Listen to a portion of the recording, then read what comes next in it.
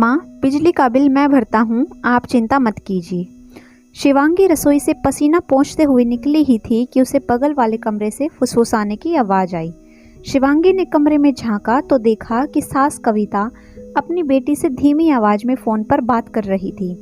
बेटा सुमन, हमारा क्या है, आज नहीं तो कल चले जाएंगे, मगर तेरी भाभी को इतनी समझ तो होनी चाहिए कि अपनी सास को अच्छा अच्छा खाना खिलाए। जब देखो रोटी सब्जी दाल चावल यही बनाती रहती है, क्या रोज़ रोज़ यह खाना भाता है? तेरी भाभी सुबह 7 बजे उठती है। घर की लक्ष्मी को सुबह सूरज निकलने से पहले उठ जाना चाहिए, मगर उसे कौन समझाए। कपड़े धोने के लिए मशीन लगाती है, पोछा बर्तन सभी के लिए बाई लगा रखी है। ठाट बाट तो देखो महारानी के, हम तो हमेशा हमारे कपड़े हाथ से ही धोते थे, और काम वाली बाइयों के काम भला किसे पसंद आते हैं। शिवांगी ने सब कुछ सुना और अपने कमरे में आकर बैठ गई। उसकी आंखों में आंसू थे और वह अतीत में खो गई। वह जब शादी करके घर में आई थी तो कविता जी और सुमन ने उसे कभी बहू वाला मान सम्मान नहीं दिया और ना किसी को देने दिया। पति शरद भी हमेशा शिवांगी को ही सुनाता। शिवांगी को इस बात का ज्यादा अफसोस होता कि पति भी साथ नहीं देता, उल्टा माँ और बहन के बहकावे में आकर शिवांगी पर ही गुस्सा निकालता है। एक दिन तो कविता का पारा ऐसा चढ़ा कि उन्होंने शिवांगी के माता पिता तक को भला बुरा कह दिया था, मगर शरद या तो चुपचाप सुनता या फिर अपनी माँ का साथ देता। अब तो शिवांगी को आदत हो गई थी तानों की।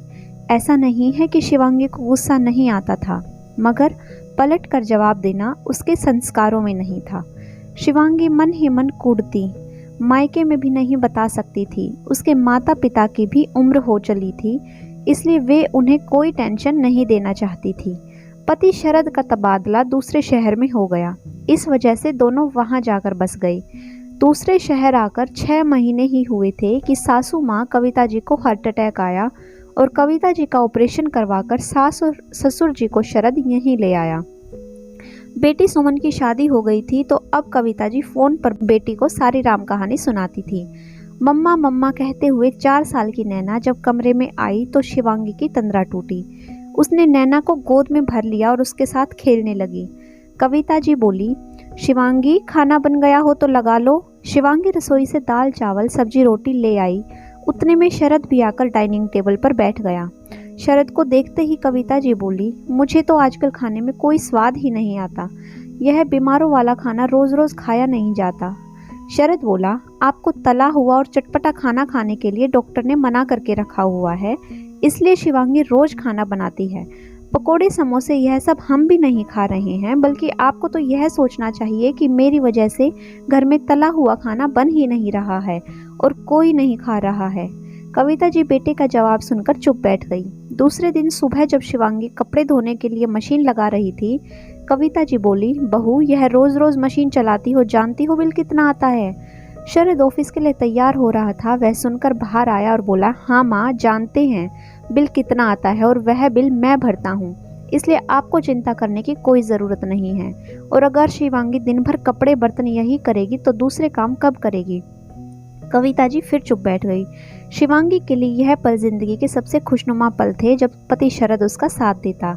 आज शरद पहली बार शिवांगी के लिए गजरा लेकर आया था और अपने हाथों से उसे शिवांगी के बालों में लगाते हुए बोला, शिवांगी हो सके तो मुझे माफ़ कर देना। शिवांगी बोली, क्यों? शरद बोला, एक रोज़ जब मैं अपने कमरे में ऑफिस का काम कर रहा था, मुझे बगल वाले कमरे से माँ की आवाज़ सुनाई दी।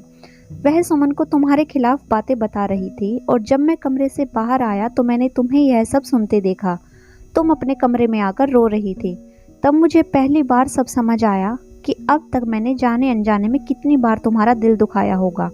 शिवांगी बोली, आप सब समझ गए और आपने मेरा साथ दिया, यह मेरी ज़िंदगी के सबसे खुशनुमा पल हैं, मैं इन्हें कभी नहीं भूलूंगी। अगर आपको कहानी पसंद आई है तो वीडियो को लाइक कीजिए, साथ ही चैनल को सब्सक्राइब करना ना भूलें।